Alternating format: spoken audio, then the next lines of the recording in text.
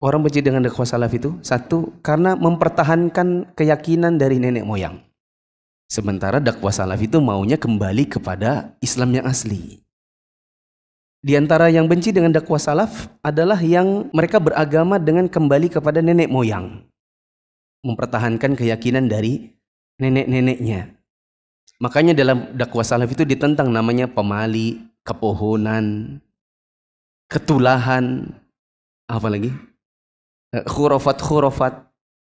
Karena itu tidak dikenal di dalam Islam. Sementara orang-orang yang punya keyakinan demikian mempertahankannya karena itu adalah dari nenek moyangnya. Yang kedua, karena telanjur punya pengikut. Biasa ini terjadi pada sebagian dai-dai yang memang sudah punya pengikut. Dan kalau kita suruh kembali kepada Islam yang asli, khawatirnya nanti ditinggal pengikutnya. Yang ketiga, karena dapurnya mengepul dari dakwah. Apa maksudnya? Pendapatannya dari dakwah. Sehingga kalau nanti disuruh kembali kepada Islam yang asli, terpaksa harus meninggalkan amalan-amalan yang sudah dilestarikan selama ini. Nanti ditinggal pengikut, dari mana lagi duitnya? Ada dulu ikhwan yang suka ikut kajian sini. Dia cerita waktu dia masih di Jawa dulu, belum pindah ke Balikpapan, dia itu kiai. Dia bilang, saya kiai. Soalnya nggak ada yang lain. Karena kan kiai itu berasal dari kata ikiai. Kiai. Apa artinya kiai? Ini aja sudah. Karena di kampung saya nggak ada yang lebih pintar baca-baca doa selain saya. Dan kemampuan saya memang baca doa. Nah, ikiai. Lama-lama saya jadi kiai karena nggak ada yang lain. Ya. Saya Ustadz, kalau habis baca-baca doa, saya nggak punya ilmu. Kemampuan saya hanya qomat kami soal doa. Kadang-kadang mereka amin, nggak tahu apa yang saya baca. Kalau saya pulang dari acara baca doa, amplop, besek, tahu besek ya? Nah, pokoknya dihormati orang. Duit saya banyak dari situ. Begitu saya kemarin pulang dari sini, terus dilihat orang kok berubah, ditinggalkan. Ya, orang nggak mau lagi pakai. Ini berubah nih jadi Wahabi kayaknya. Balik dari Balikpapan jadi Wahabi. Apa yang terjadi? Ya sudah, nggak ada pendapatan. Nah, sebagian orang kalau dia disuruh kembali kepada Islam yang asli, mau nggak mau meninggalkan adat istiadat yang sudah dilestarikan selama ini, yang biasa dibuat nanti acara-acara tertentu setelah kematian, acara tahunan, 1000 harian dan lain-lain. Dan akhirnya kalau meninggalkan ini, hilang juga jobnya, job baca doanya, job ceramahnya. Kalau sudah hilang job-jobnya, hilang apanya? Penghasilannya. Dari mana mengepul kalau gitu dapurnya? Makanya orang takut. Ya, karena di sebagian daerah, dakwah salaf ini menghilangkan job mereka.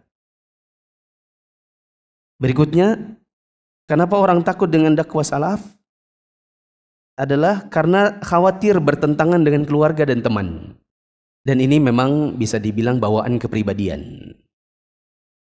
Saya dapati memang sebagian orang, tipikalnya orang plekmatis. Teman-teman kalau belajar ilmu psikologi, atau ya ilmu umum lah berkenaan dengan kepribadian seseorang, bisa ketemu istilah namanya plekmatis. Yaitu kepribadian orang yang sukanya damai, tidak suka bertentangan dengan orang.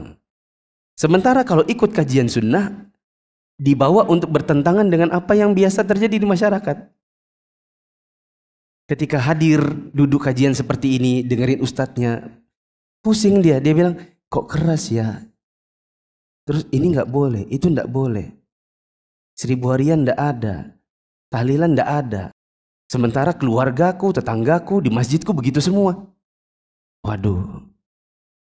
Bertentangan hatinya antara mau ikut yang ini atau memilih terpaksa masuk dalam bertentangan dengan keluarga dan temannya. Mana yang dia pilih? Bagi sebagian orang, akhirnya dia lebih memilih untuk sudahlah, daripada ikut-ikut yang seperti ini dan akhirnya bertentangan, tidak usah sudah ikut-ikutan. Nah, dia takut. Itu namanya kepribadian plekmatis. Ya, khawatir bertentangan dengan orang. Dia bilang, sudahlah kita ini damai-damai aja, saling menghormati aja. Tidak usah terlalu Tidak usah terlalu merasa diri ini benar sendiri. Ya udahlah. Dia khawatir, maka dia menentang dan akhirnya tidak mau mengikuti dakwah salaf. Entah yang keberapa? Khawatir disuruh belajar lagi. Kenapa ditentang dakwah salaf? Dia tidak mau meskipun dia dengar. Ada sebagian orang yang khawatir nanti kalau ikut dakwah salaf mau ndak mau disuruh belajar lagi. Sementara sekarang ini sudah jadi dai. Masalahnya di dalam dakwah salaf ini mau jadi kriterianya mau jadi dai itu berat. Katanya ustadz-ustadznya itu bukan kualifikasi tinggi, tapi pengennya standarnya agak-agak tinggi. Kita yang belum bisa baca kitab, biasa sudah ceramah, biasa sudah khutbah Jumat. Katanya kalau ikut dakwah salaf tidak bisa. Dari mana sudah amplop Jumatannya? Dari mana sudah kita amplop ceramahnya? Ada ustadz kita di sini. Ya.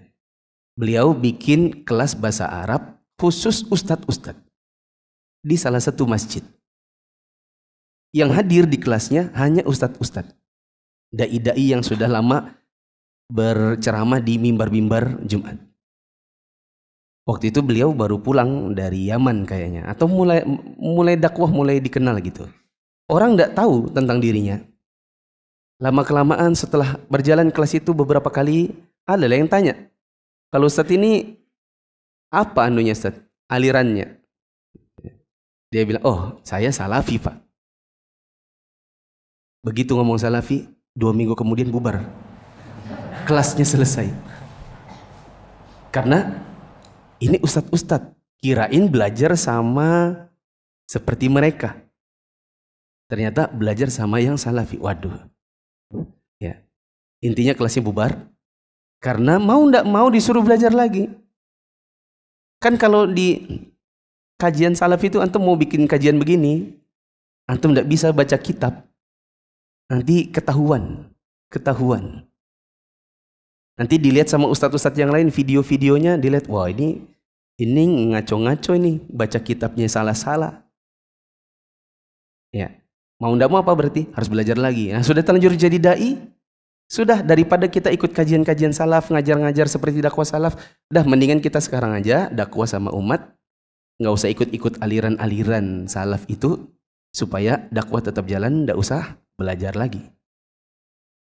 Yang ke berapa? Yang ke-6. Hawa nafsu. Hawa nafsu. Kenapa orang tidak suka dengan dakwah salaf? Di antaranya adalah karena faktor hawa nafsu. Seperti memang gemarnya politik. Pengennya jadi caleg. Ya. Sementara kalau di dakwah salaf tidak dikenal.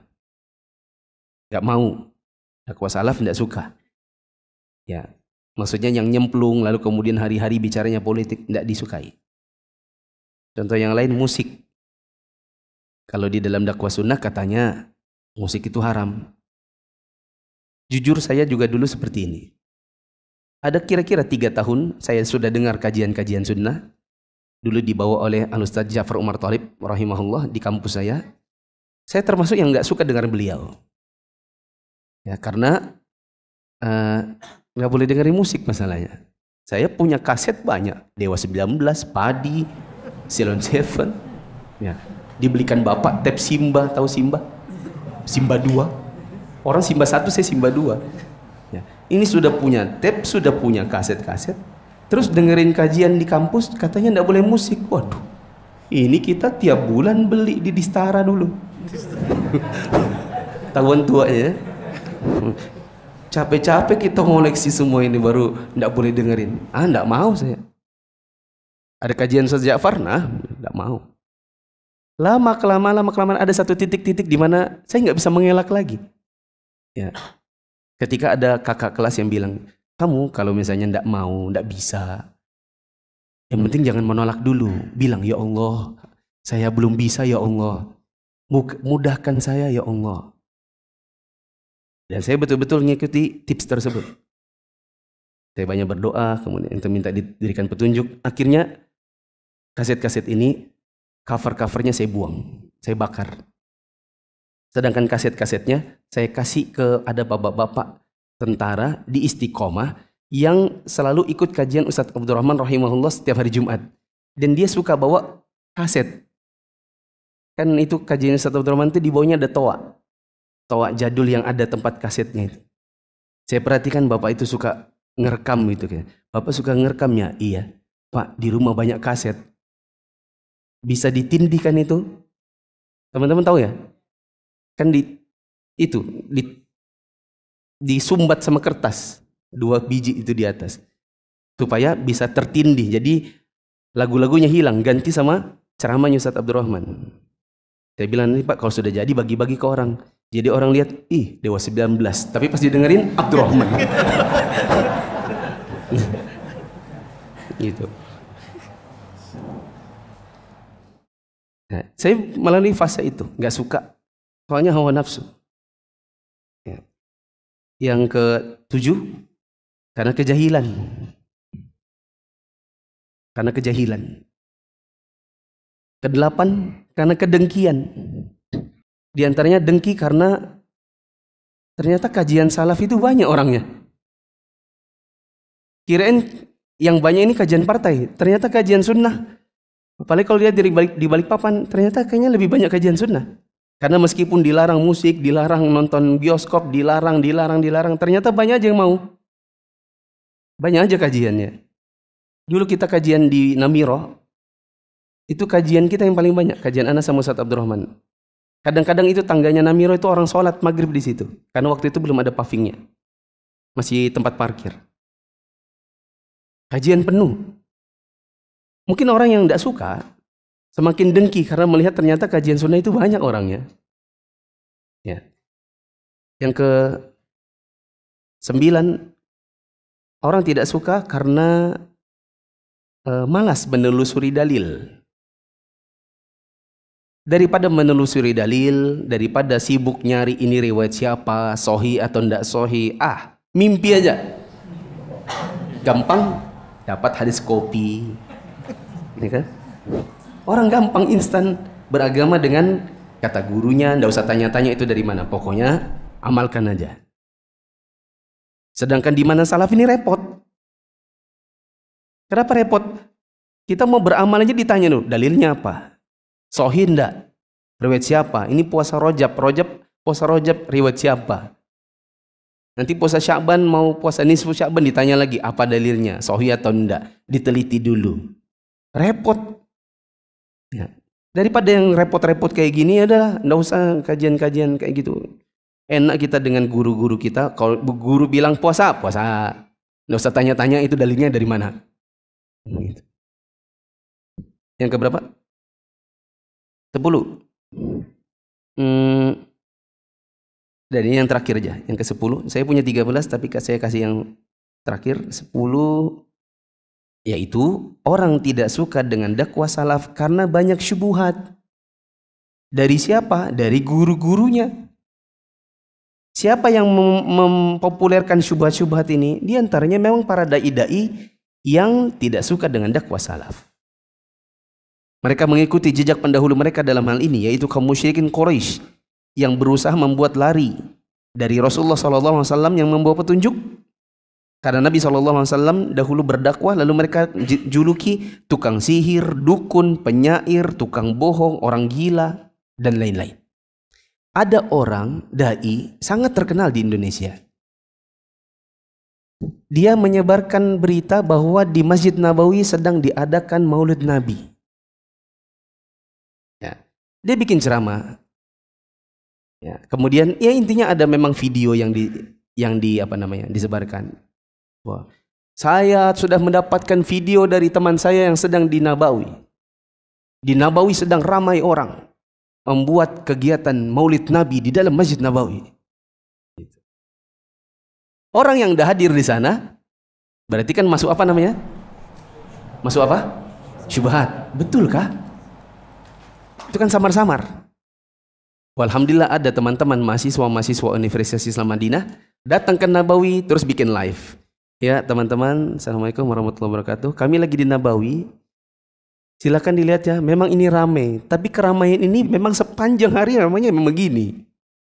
Ya teman-teman, tidak ada di sini Masjid Nabawi bikin maulid Nabi, tidak ada. Itu orang berdusta ya teman-teman. Meskipun terkenal. Kalau saya dari situ bilang, teman-teman jangankan di sini ramai. Kita aja, saya misalnya bawa grup jamaah umroh, di tengah-tengah situ ngumpul, dihambur sama polisi. Mas ya? Angkatan antum kan? Bulan November kemarin. Kita lagi duduk halaqah, didatangin. Kata. Aki.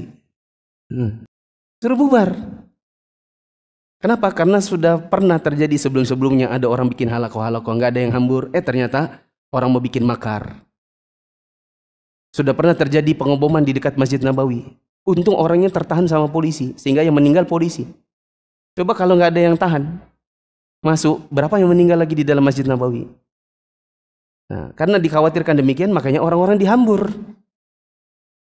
Ya, ada seorang guru di Kaltim ini bikin kajian di arah kiblat. Kita lihat dari videonya. Dia duduk di dekat kiblat, bikin halaqah sama jamaahnya. Didatangi polisi, disuruh bubar. Dia bilang, Wahabi, dasar Wahabi. Padahal kita sendiri aja yang bejenggot-bejenggot gini yang dibilang Wahabi di Indonesia, kita juga sama. Sama-sama apa? Sama-sama diusir juga kalau kita bikin halaqah. Bukan soal Wahabinya, bukan. Bagaimana mau bikin peringatan Maulid Nabi di dalam?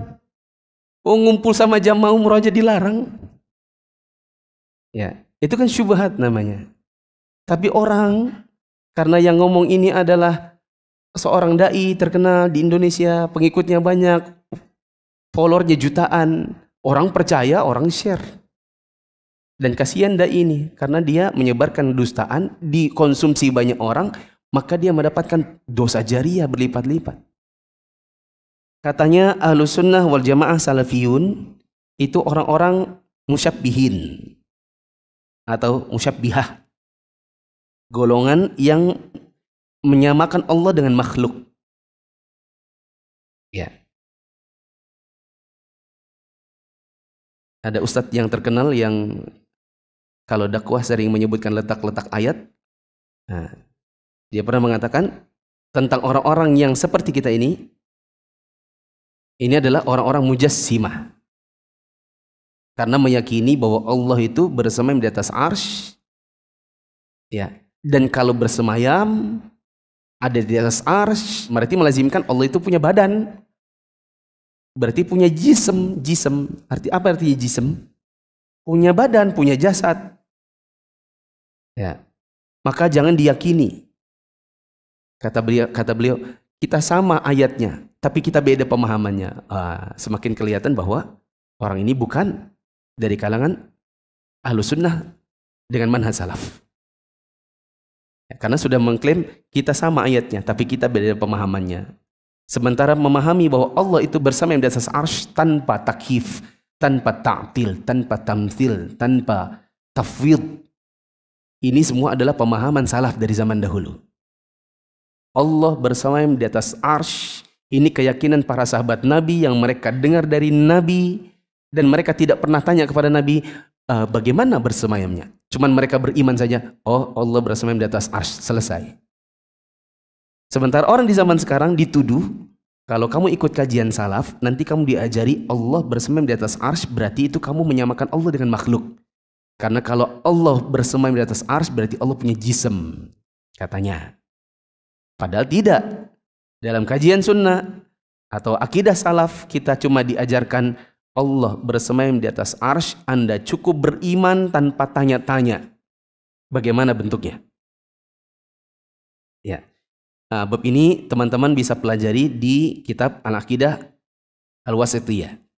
Sudah kita tamatkan di sini di bulan Ramadan 1443 Hijriah. Kalau terlewat, kalau tahun itu belum taubat, silahkan melihat ke YouTube dan Facebook Mulisa Fitra Official atau di Mufid TV Official. Teman-teman bisa lihat sudah ada lengkap sekitar 15 video kalau tidak salah.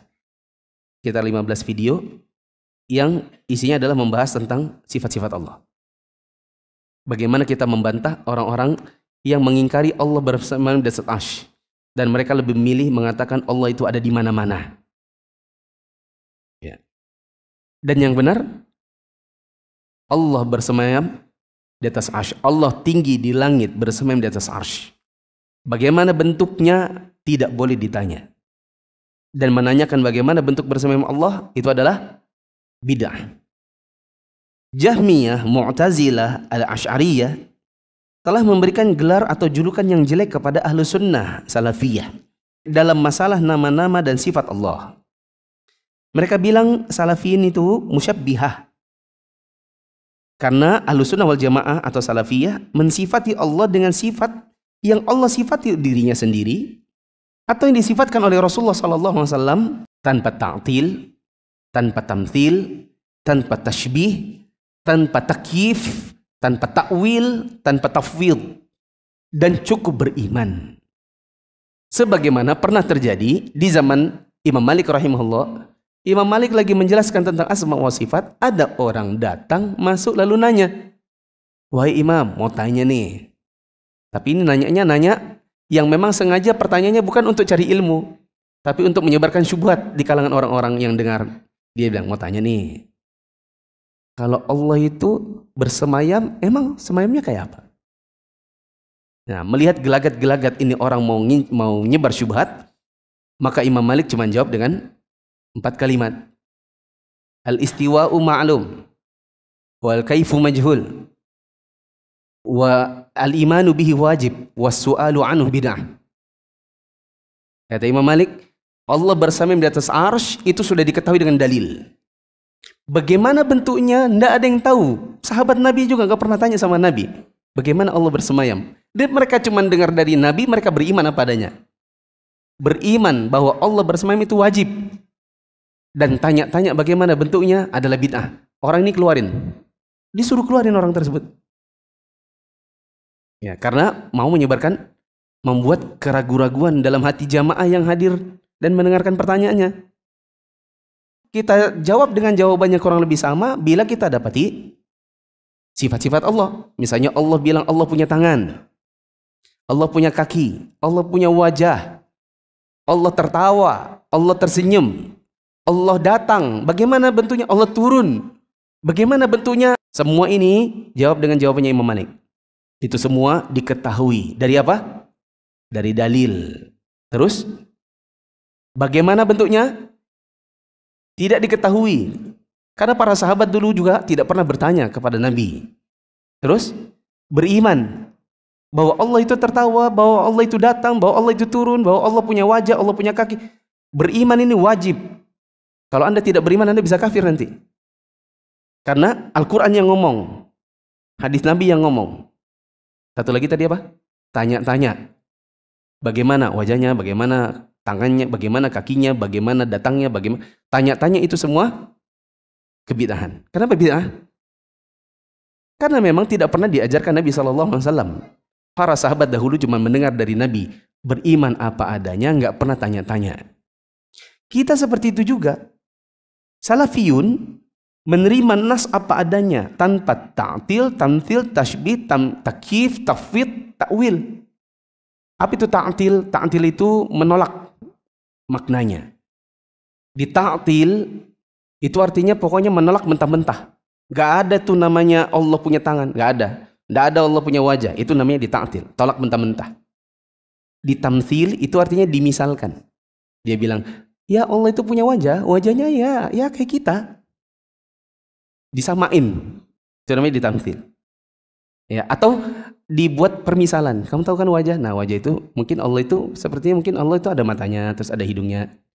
Di tasbih itu diserupakan. Misalnya dia bilang ini serupa dengan wajah Nabi Adam. Serupa wajahnya Allah itu dengan wajahnya kita, atau serupa dengan rembulan. Itu di tasbih. Di takwil itu artinya wajah bukan wajah, itu bukan wajah. Memang betul ayatnya ada wajah, tapi itu namanya bukan wajah, itu rahmat. Allah itu turun, tapi Allah itu bukan turun. Allah itu rahmatnya yang turun, bukan Allahnya. Itu namanya di takwil, diselewengkan maknanya ke yang lain. Satu lagi di takyif, dibagaimanakan. Misalnya orang bertanya, bagaimana sih Allah itu bersemayam? Ya bersemayam itu kayak kita ini loh. Bagaimana caranya kayak kita nih loh, bersila tuh. Nah itu namanya ditakif. Ya, atau ditanyain malah, kayak apa sih? Bagaimana sih bentuknya? Nah, terus satu lagi ditafwid. Tafwid itu tuh mengatakan begini, memang Allah punya wajah sesuai dengan ini. Tapi apa makna wajah hanya Allah yang tahu. Nah itu. Katanya Ibnu Abbas, wasi'a kursiyyus samawati wal ard. Allah itu kursinya seluas langit dan bumi. Kata Ibnu Abbas, kursi itulah tempat kaki Allah. Berarti Allah punya kaki ya? Ya, nasnya sih bilang begitu. Terus kaki itu berarti Allah punya kaki dong. Itu kaki, tapi maknanya apa kaki itu ya terserah, itu hanya Allah yang tahu apa artinya kaki. Padahal kita semua tahu kaki itu apa? Ya kaki. Gitu. Saya tanya dulu, Mas Dedi jawab. Kita punya kaki? Meja punya kaki? Kaki kita sama kaki meja sama? Apakah berarti setiap kali menyebutkan kaki berarti sama kakinya? Allah punya kaki. Bagaimana bentuknya? Yang sesuai dengan kemuliaan Allah. Tidak usah tanya-tanya bagaimana bentuknya. Karena para sahabat juga nggak pernah nanya pada Nabi. Bisa dipahami? Artinya tidak setiap yang sama namanya sama bentuknya. Ayam itu kan punya kaki. Ada 3 jarinya. Ditambah yang jempolnya kecil sedikit itu tajinya. Kalau dia jago. Iya kan? Terus kita bilang, kaki itu ya setiap kaki itu sama. Enggak, kaki ayam enggak sama kaki kita. Kalau segala sesuatunya harus dibilang sesuai dengan kaki kita, berarti ayam itu bukan kaki itu namanya. Kalau pakai logikanya mereka bahwa setiap menyebutkan kaki berarti sama kaki Allah dengan kaki kita, maka ternyata kakinya ayam nggak sama kita, berarti sama dengan mengatakan kakinya ayam itu bukan kaki. Apa itu? Kaki kucing apa namanya? Karena kita mengatakan setiap menyebutkan kaki berarti seperti kaki kita. Ngomong-ngomong kaki kita aja beda-beda. Ya. Kaki kita ini ada yang kecil-kecil, ada yang besar-besar, ada yang betisnya kayak pentolan. Ya. Beda-beda kaki. Kaki kita aja beda-beda. Begitu. Adapun Jahmiyah, maka tuduhan mereka kepada Ahlus Sunnah dapat dilihat dari perkataan pendiri mereka, yaitu Jahm bin Safwan. Jahm bin Safwan ini dikafirkan oleh para ulama. Dia menyangka bahwa siapa yang menetapkan satu sifat Allah yang Allah tetapkan untuk dirinya dalam kitabnya, atau yang ditetapkan Rasulullah SAW untuk Allah dalam hadisnya, berarti dia kafir dan termasuk golongan musyabbihah katanya. Ini katanya Jahm bin Safwan. Justru orang-orang di zaman sekarang yang meskipun mereka dai-dai terkenal, yang mereka mengingkari Allah bersemayam di atas arsy, dan mereka mengatakan salafin itu adalah mujassimah, musyabbihah, maka orang-orang ini justru mengikuti jejaknya Jahm bin Safwan. Dan Jahm bin Safwan ini dikafirkan oleh para ulama.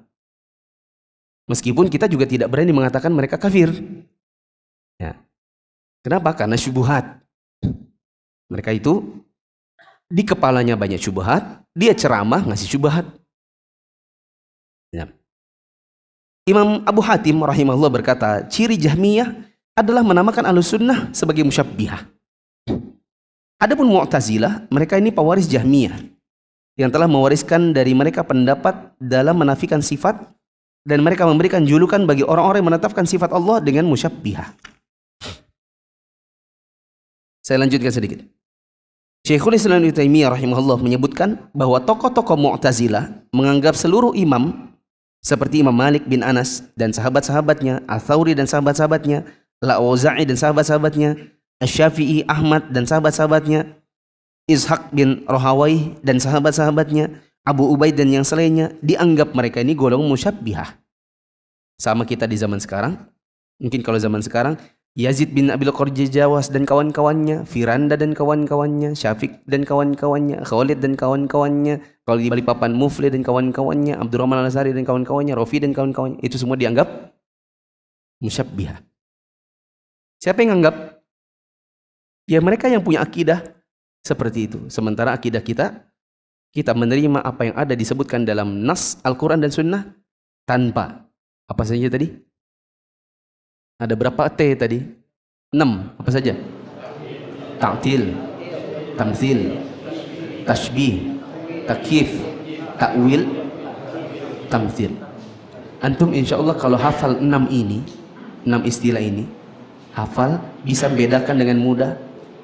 Nah, antum insya Allah cukup jagolah kalau di bidang asma sifat di Balikpapan. Di Balikpapan ya.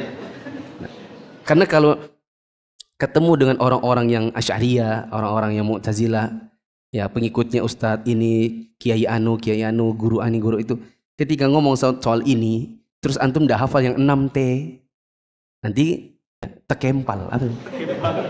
Kalau lagi ngobrol terus terjadi perdebatan, antum gampang itu ya, keoknya. Tapi coba kalau antum hafal 6 ini, kami salafin itu menerima sifat Allah tanpa ini. Kalau dibilang apa itu? Nah, kesempatan untuk menjelaskan. Dan 6 istilah ini membuat antum one step ahead, satu langkah di depan, karena banyak dari mereka yang tidak mengerti hal ini. Kata orang salafiyah itu sendiri istilah bid'ah. Kata mereka, orang-orang yang tidak suka dengan dakwah salaf, mereka bilang kalian ini suka ngomong bid'ah. Istilah salafiyah itu juga bid'ah. Karena dari mana penamaan istilah salafiyah? Nggak ada di zaman Nabi SAW.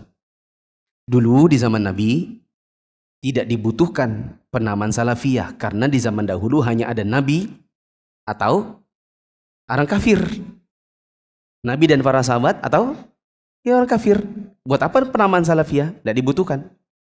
Sebagaimana di zaman Nabi SAW tidak butuh fi'il, isim, huruf, maf'ul bih, belajar nahwu, tidak butuh. Karena orang-orang memang sudah berbahasa dengan bahasa Arab. Ngapain orang belajar nahwu? Orang memang mereka berbahasa Arab kok. Tidak seperti kita. Belakangan, sepeninggal Nabi, mulai muncul orang-orang yang membawa kesesatan dalam agama ini. Makanya ada dialog-dialog, misalnya di antara sahabat Nabi ada yang datang kepada orang-orang Khawarij, terus nanya, kami para sahabat di belakang sana, kami bersama Ali, kalian ini mana sahabat Nabi? Kok nggak ada? Maksudnya kalian beragama dengan agama siapa? Ini loh sahabat Nabi di sebelah sini, kalian nentang sementara dari kalian nggak ada sahabat Nabi. Kalau zaman dahulu gampang, kalau mau cari kebenaran, siapa yang bersama para sahabat Nabi? Siapa yang di situ nggak ada sahabat Nabi sebagai pemimpinnya, ya berarti dia jatuh dalam aliran sesat. Belakangan para sahabat Nabi juga sudah mulai wafat, sudah mulai habis. Orang mulai menambah bid'ah semakin banyak lagi. Maka orang bertanya, kalian beramal dengan siapa? Ajaran siapa? Kami bersama murid-muridnya Nabi, para tabi'in, para tabi'in. Kalian ini siapa? Bikin ajaran dari mana? Berkembang lagi waktu. Orang mulai bertanya, kalian ini beragama dengan agama ala siapa? Akidahnya apa? Ahlus sunnah dengan manhajnya para salafus saleh atau siapa? Nah, muncullah istilah salafiyah. Istilah ini dibutuhkan di zaman sekarang untuk membedakan antara orang yang beragama dengan agama Islam, berpemahaman Al-Quran Sunnah, tetapi agamanya ini dibangun dengan pemahaman siapa? Dibangun dengan pemahaman salafus saleh atau bukan? Sedangkan kalau ditanya istilah salaf itu dari mana? Jawabannya ada di dalam hadis. Bisa dicatat. Hadis riwayat Bukhari dan Muslim. Kata Nabi SAW, fa innahu ni'mas salafu ana laki. Karena sesungguhnya sebaik-baik salaf atau sebaik-baik pendahulu untukmu adalah aku, kata Nabi SAW. Yang ketiga, para ulama dari zaman dahulu bikin buku-buku akidah, diantaranya namanya Aqidatus Salaf. Akidahnya salaf. Dan tidak ada ulama di zaman dahulu yang saling mengingkari penggunaan istilah salaf ini. Ini menunjukkan bahwa istilah salaf bukan dibikin oleh orang Indonesia di zaman sekarang. Bukan istilahnya Ustadz Yazid. Istilah salaf ini bukan dikarang oleh Syekh bin Baz. Bukan. Dari zaman dahulu. Karena para ulama di zaman dahulu biasa bikin buku, diantaranya adalah Aqidatus Salaf. Akidahnya salafus saleh.